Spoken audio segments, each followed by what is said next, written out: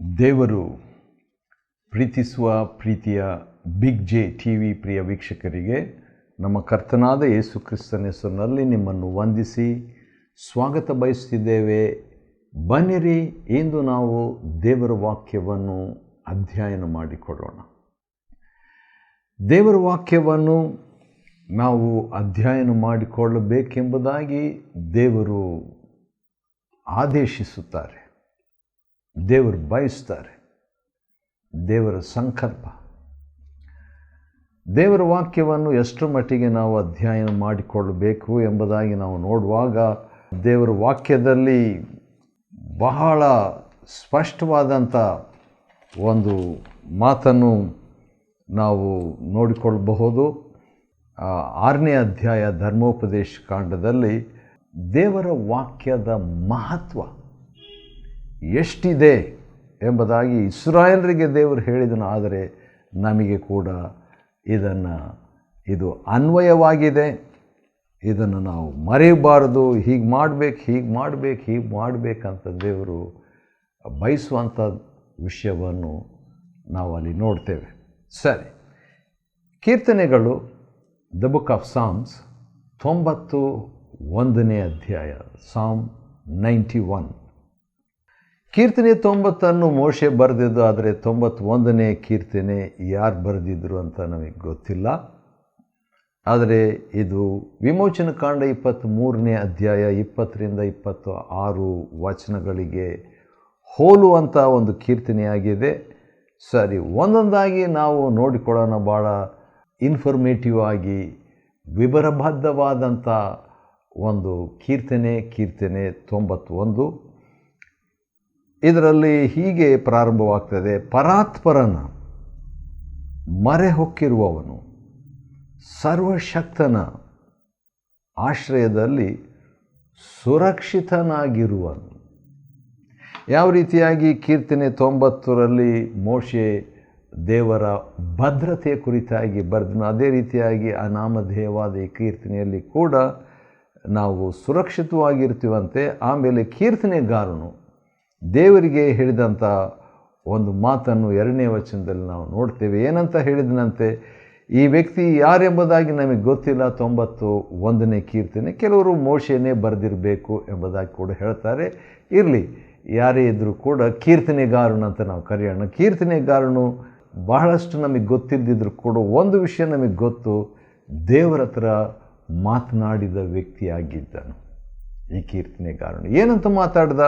ನಾನು ಯೆಹೋವನಿಗೆ, ಕೀರ್ತನೆ 91:2, ನೀನೇ ನನ್ನ ಶರಣನು, ನನ್ನ ದುರ್ಗವು, ನಾನು ಭರವಸವಿಟ್ಟಿರುವ ನನ್ನ ದೇವರು ಎಂದು ಹೇಳುವೆನು.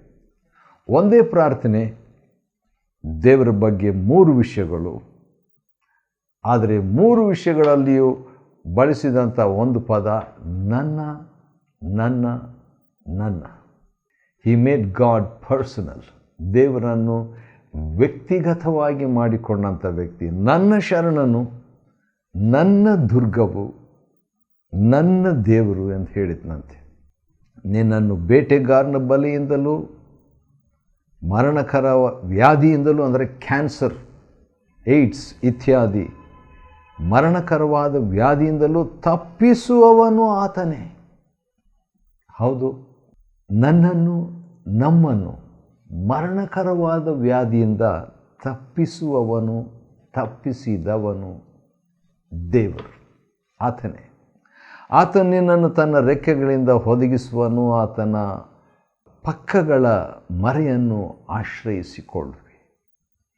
ಆತನ ಸತ್ಯತೆ, ಯೇಸು ಕ್ರಿಸ್ತನ ಕುರಿತಾದಂಥ ಒಂದು ಮಾತು, ನಿನಗೆ ಖೇಡ್ಯವೂ ಗುರಾಣಿಯೂ ಆಗಿದೆ. ಅಂದರೆ ಒಂದು ಸಂರಕ್ಷಣೆ, ಆತನ ಒಂದು ಪ್ರೊಟೆಕ್ಷನ್, ಆತನ ಒಂದು ಕಾಪಾಡುವಿಕೆ ರೋಗದಿಂದ, ಅದರಲ್ಲಿಯೂ ಮರಣಕರವಾದ ವ್ಯಾಧಿಯಿಂದ.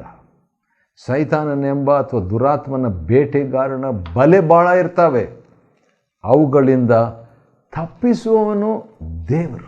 ಸರಿ, ಮುಂದೆ ನಾವು ಓದುವಾಗ, ಇರುಳಲ್ಲಿ ಭಯ ಹುಟ್ಟಿಸುವ ಯಾವುದಕ್ಕೂ, ಹಗಲಲ್ಲಿ ಹಾರಿ ಬರುವ ಬಾಣಕ್ಕೂ, ಕತ್ತಲೆಯಲ್ಲಿ ಸಂಚರಿಸುವ ವಿಪತ್ತಿಗೂ ಹಾನಿಕರವಾದ ಮಧ್ಯಾಹ್ನದ ಕೇಡಿಗೂ ಅಂಜ ಕಾರಣವಿಲ್ಲ, ರೀಸನ್ ಇಲ್ಲ.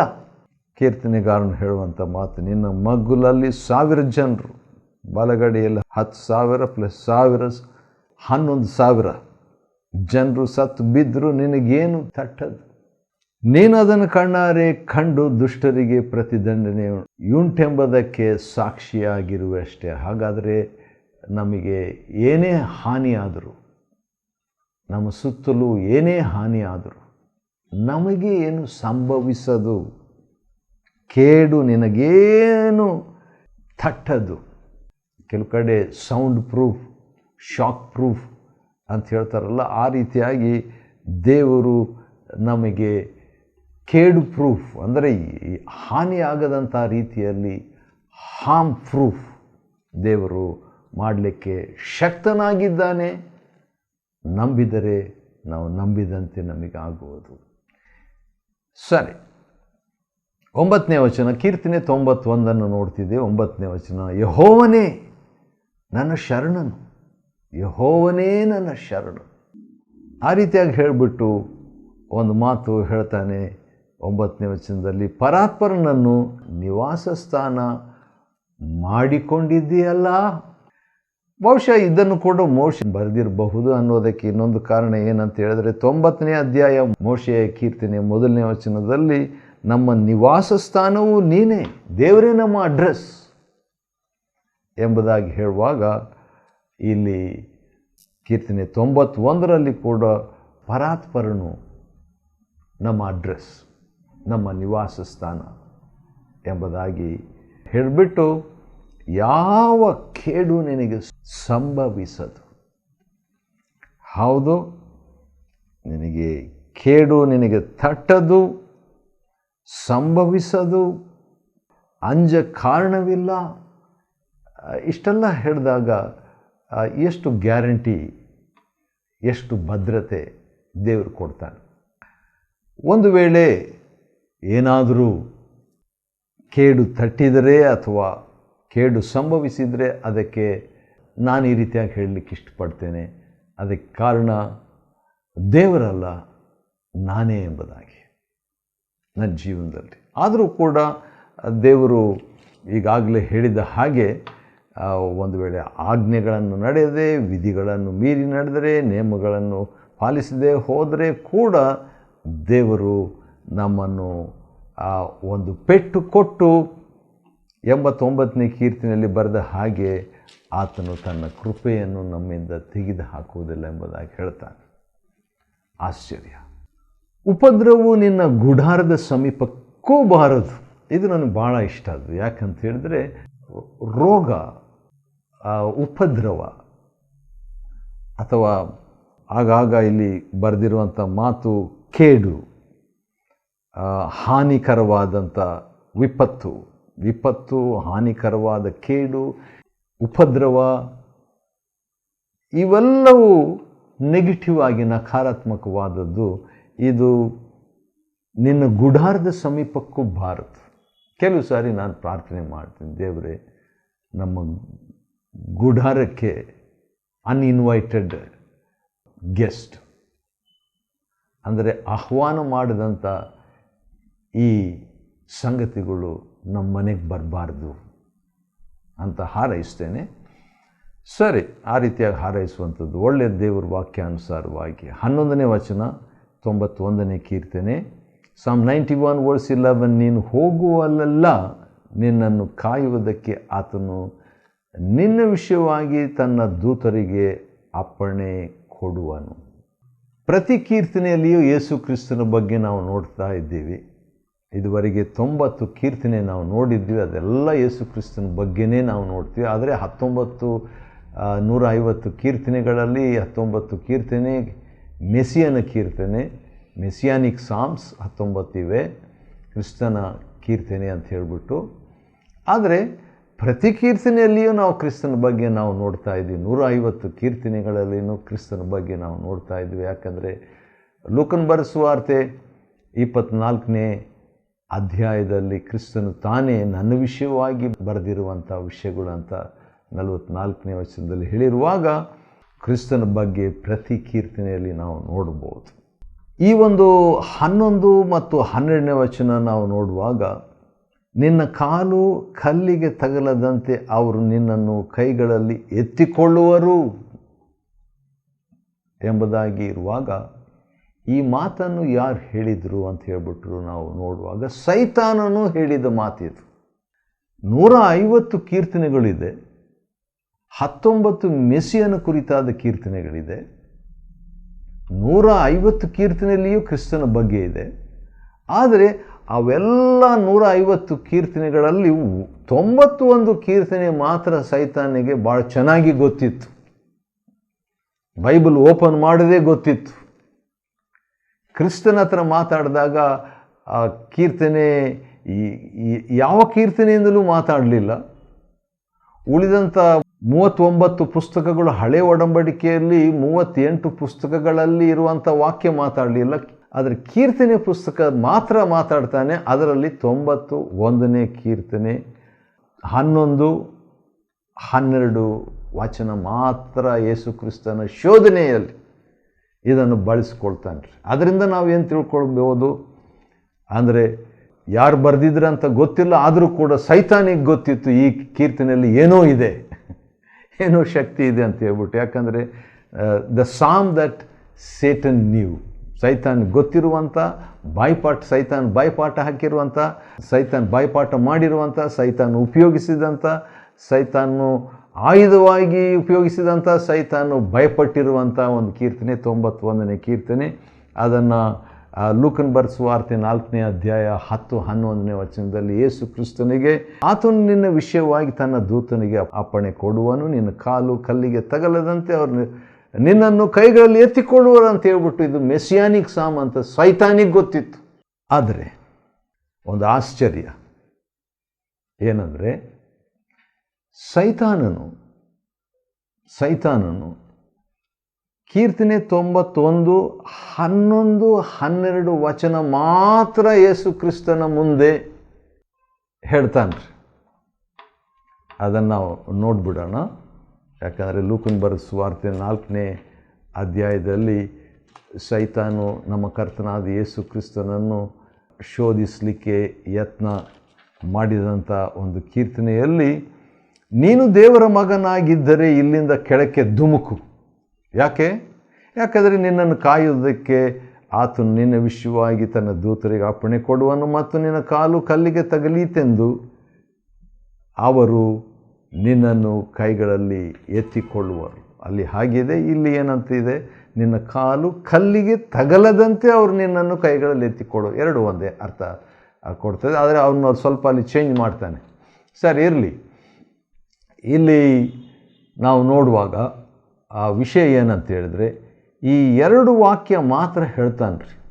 ಕೀರ್ತನೆ 91, 11, 12 ವಚನ ಮಾತ್ರ ಯೇಸು ಸ್ವಾಮಿಗೆ ಸೈತಾನ್ ಕೊಡ್ತಾನೆ. ಮುಂದೆ ಏನಿದೆ ಅಂತ ಅವನು ಮಾತಾಡಲಿಲ್ಲ ಸೈತಾನು. ಯಾಕಂತ ಹೇಳಿದ್ರೆ, ಮುಂದೆ ಏನಿದೆ ನೋಡೋಣವೇ, ಸೈತಾನ್ ಬಗ್ಗೆನೇ ಇದೆ. 13ನೇ ವಚನ, ಮುಂದಿನ ವಚನ ನೋಡೋಣ ಬನ್ನಿರಿ. 91, 13. 11, 12 ಯೇಸು ಸ್ವಾಮಿ ಕೊಟ್ಟ, 11, 12. 13 ಕೊಡ್ಬೋದಾಗಿತ್ತಲ್ಲ, ಕೊಟ್ಟಿಲ್ಲ, ಅಲ್ಲಿಗೆ ನಿಲ್ಲಿಸ್ಬಿಡ್ತಾನೆ 12ನೇ ವಚನದಕ್ಕೆ. ಯಾಕಂದರೆ 13ರಲ್ಲಿ ಏನಿದೆ ಅಂದರೆ, ಸಿಂಹ ಸರ್ಪಗಳ ಮೇಲೆ ನಡೆಯುವಿ. ಸಿಂಹ, ಸೈತಾನು ಗರ್ಜಿಸುವ ಸಿಂಹ, ಸಿಂಹದೋಪಾದಿಯಲ್ಲಿದ್ದಾನೆ. ಸೈತಾನು ಸರ್ಪ. ಆದಿಕಾಂಡ 3:1, 1 ಪೇತ್ರ 5, 8, 9, ಪ್ರಕಟಣೆ 12. ಸಿಂಹ ಸರ್ಪಗಳ ಮೇಲೆ ಯೇಸು ಕ್ರಿಸ್ತನು ನಡೀತಾನಂತೆ. ಪ್ರಾಯದ ಸಿಂಹವನ್ನು, ಘಟಸರ್ಪವನ್ನು, ಪ್ರಕಟಣೆ 12ರಲ್ಲಿ ಘಟಸರ್ಪನು ಅಂತ ಸೈತಾನಿಗಿದೆ. ಘಟಸರ್ಪವನ್ನು ತುಳಿದು ಬಿಡುವಿ. ವಾವ್, ತುಳಿದು ಬಿಡುವಿ. ಅಥವಾ ಇನ್ನೊಂದು ರೀತಿಯಿಂದ ಹೇಳಬೇಕಾದ್ರೆ, ಜಜ್ಜಿ ಬಿಡುವಿ ಅಂತ ಹೇಳ್ಬಿಟ್ಟು. ಎಲ್ಲಿದೆ ಆ ಮಾತು? ಆದಿಕಾಂಡ 3ನೇ ಅಧ್ಯಾಯದಲ್ಲಿ ಇರುವಂಥ ಅದೇ ಮಾತು. 3 ಮತ್ತು ಏನಂತಿದೆ 15ನೇ ವಚನದಲ್ಲಿ, ನಿನಗೂ ಈ ಸ್ತ್ರೀಗೂ ನಿನ್ನ ಸಂತಾನಕ್ಕೂ ಈ ಸ್ತ್ರೀಯ ಸಂತಾನಕ್ಕೂ ಹಗೆತನವಿರುವ ಹಾಗೆ ಮಾಡುವೆನು. ಈಕೆ ಸಂತಾನವು ನಿನ್ನ ತಲೆಯನ್ನು ಜಜ್ಜುವುದು, ನೀನು ಅದರ ಹಿಮ್ಮಡಿಯನ್ನು ಕಚ್ಚುವಿ. ಹೌದು, ಜಜ್ಜುವುದು. ಹೌದು, ಇಲ್ಲಿ ಕೂಡ ತುಳಿದು ಬಿಡುವಿ, ಘಟಸರ್ಪನ ಜಡ್ಜ್ ಬಿಡ್ತೀನಿ ನೀನು ಅಂತ ಹೇಳ್ಬಿಟ್ಟು ಇರುವಂಥ ಮಾತು ಸೈತಾನ್ ಹೇಳ್ತಾ ಇಲ್ಲ. ಮುಂದೆ ತನ್ನ ಬಗ್ಗೆ ಇದೆ ಅನ್ನೋಂಥ ಗೊತ್ತಿರೋದರಿಂದ 12ನೇ ವಚನಕ್ಕೆ ಸ್ವಾಮಿಗೆ ನಿಲ್ಲಿಸಿಬಿಡ್ತಾನೆ ಸೈತಾನ್. 91ನೇ ಕೀರ್ತನೆ 14ರಿಂದ 16 ವಚನಗಳು, 14, 15, 16 3 ವಚನಗಳಲ್ಲಿ ದೇವರ 7 ನಿಶ್ಚಯಗಳನ್ನು ನೋಡ್ತೀವಿ. 7 ಅಶ್ಯೂರೆನ್ಸಸ್ ಆಫ್ ಗಾಡ್. ಯಾವಾಗ ನಾವು ಸೈತಾನ್ನು ವಾಕ್ಯ ಕೊಟ್ಟು ನಮ್ಮನ್ನು ವಂಚಿಸಲಿಕ್ಕೆ ಯತ್ನಿಸುವಾಗ, ಇನ್ನೊಂದು ಸಾರಿ ಹೇಳ್ತೀನಿ, ಭೂಮಿಯಲ್ಲಿ ಅತ್ಯಂತ ಭಕ್ತಿವಂತ ವ್ಯಕ್ತಿ ಯಾರಂತ ಹೇಳಿದ್ರೆ ಯೇಸು ಕ್ರಿಸ್ತನ್. ಆ ಟೈಮ್ನಲ್ಲಿ ಯೇಸು ಕ್ರಿಸ್ತನಿಗೆ ವಾಕ್ಯ ಕೊಟ್ಟು ವಂಚಿಸಲಿಕ್ಕೆ ಯತ್ನಿಸಿದಂಥ ಸೈತಾನ್ನು, ನಾವು ಸ್ವಲ್ಪ ಮಟ್ಟಿಗೆ ನಾನು ಸ್ವಲ್ಪ ಪರ್ಸೆಂಟ್ ಭಕ್ತಿವಂತ ಆತ್ಮಿಕನಂತ ಹೇಳಿದ್ರೆ ನನಗೂ ಕೂಡ ಸೈತಾನು ವಾಕ್ಯ ಕೊಡ್ತಾನೆ. ಅವನ ಸ್ಟ್ರಾಟಜಿ ವ್ಯತ್ಯಾಸ ಇಲ್ಲ. 6000 ವರ್ಷಗಳ ಹಿಂದೆ ಇದ್ದಂಥದ್ದು ಅದನ್ನೇ ಈಗ ಕೂಡ ಅವನು ಯತ್ನಿಸ್ತಾನೆ. ಆ ರೀತಿಯಾಗಿ ಸೈತಾನು ವಾಕ್ಯ ಕೊಟ್ಟು ನಮ್ಮನ್ನು ವಂಚಿಸಲಿಕ್ಕೆ ಯತ್ನಿಸುವಾಗ ನಾವು ಅದನ್ನು ಜಯಿಸಿಬಿಟ್ರೆ ದೇವರು 7 ನಿಶ್ಚಯಗಳನ್ನು ಕೊಡ್ತಾನೆ. ಅದೇನಂತ ಹೇಳಿದ್ರೆ, ಮೊದಲನೇದು ರಕ್ಷಿಸುವೇನು, 14ನೇ ವಚನ. 2ನೇದು ಉದ್ಧರಿಸುವೇನು. 3ನೇದು ಸದುತ್ತರ ದಯಪಾಲಿಸುವೇನು. 4ನೇದು ತಪ್ಪಿಸುವೇನು. 15ನೇ ವಚನ ಘನಪಡಿಸುವೇನು. 5ನೇದು. 6ನೇದು ತೃಪ್ತಿಪಡಿಸುವೇನು. 7ನೇದು ನನ್ನ ವಿಶೇಷವಾದ ರಕ್ಷಣೆಯನ್ನು ತೋರಿಸುವೇನು. ವಾವ್! ದೇವರು ರೆಸ್ಪಾನ್ಸಿಬಿಲಿಟಿ, ಜವಾಬ್ದಾರಿಕೆಯನ್ನು ತಗೊಂಡು 7 ಕಾರ್ಯಗಳು ನಮಗೋಸ್ಕರವಾಗಿ ಮಾಡ್ತಾನೆ. ರಕ್ಷಿಸುವೇನು, ಉದ್ಧರಿಸುವೇನು, ದಯಪಾಲಿಸುವೇನು, ತಪ್ಪಿಸುವೇನು, ಘನಪಡಿಸುವೇನು, ತೃಪ್ತಿಪಡಿಸುವೇನು, ತೋರಿಸುವೇನು. ರಕ್ಷಣೆ ಅಂತ ಹೇಳಿದ್ರೆ ಕ್ರಿಸ್ತನನ್ನು ದೇವರು ತೋರಿಸ್ತಾನಂತೆ. ಆ ರೀತಿಯಾಗಿ ದೇವರು ನಮ್ಮ ಜೀವನದಲ್ಲಿ ಮಾಡಲಿ ಅಂತ ಹೇಳ್ಬಿಟ್ಟು ನಾವು ಹಾರೈಸೋಣ. ಯಾಕಂತೇಳಿದ್ರೆ ಮೋಶೆಗೂ ಒಂದು ಆಸೆ ಇತ್ತು, ಆತನ ರಕ್ಷಣೆಯನ್ನು ನೋಡಬೇಕು, ಮಹಿಮೆಯನ್ನು ಕಾಣಬೇಕು, ಮಾರ್ಗವನ್ನು ನೋಡಬೇಕು. ದೇವರು ತೋರಿಸಿದ್ನು ರೂಪಾಂತರ ಪರ್ವತದಲ್ಲಿ. ಸರಿ, ಕೀರ್ತನೆ 91ನೇ ಅಧ್ಯಾಯವನ್ನು ಅಧ್ಯಯನ ಮಾಡಿಕೊಳ್ಳುವಂತೆ ದೇವರು ಕೊಟ್ಟ ಕೃಪೆಗಾಗಿ ಆತನಿಗೆ ಸ್ತೋತ್ರವಾಗಲಿ. ದೇವರು ನಿಮ್ಮನ್ನು ಆಶೀರ್ವದಿಸಲಿ.